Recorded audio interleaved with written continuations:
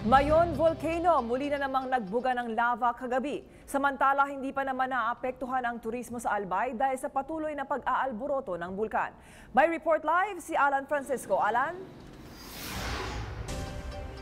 Muling humagos, Kati, ang lava mula sa bunganga ng bulkan sa nakalipas na 24 oras.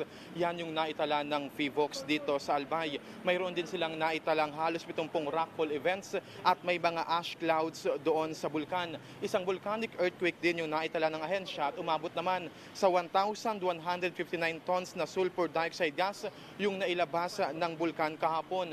Na natiling nakataas ang alert level 3 nang ibig sabihin ay posible pa rin yung mapanganib na pagputok ng bulkan sa mga susunod na araw at sa mga susunod na linggo. Inaabisuhan pa rin ng PHIVOLCS yung mga residente na huwag pumasok sa 6-kilometer reduced permanent danger zone at sa 7-kilometer extended danger zone dahil sa posibleng pagdalusdos ng mga mainit na bato, pagguho ng lupa at iba pa.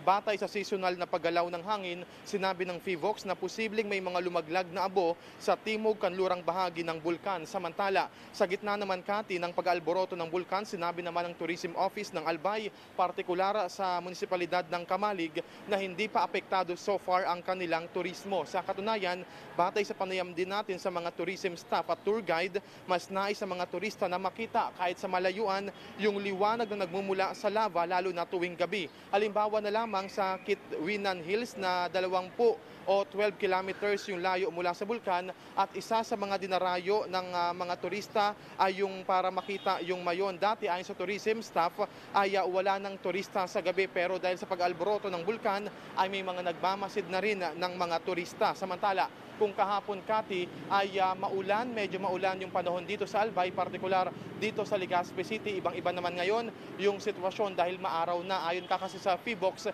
ay posibleng makaapekto sa pagbuhos ng lahar yung tuloy-tuloy na pag-ulan sa Mayon Volcano. At yan ang latest kasama sina RJ Guevara at Noel Cruz. Ako naman sa Alan Francisco para sa Bayan, Legazpi, Albay. Maraming salamat, Alan.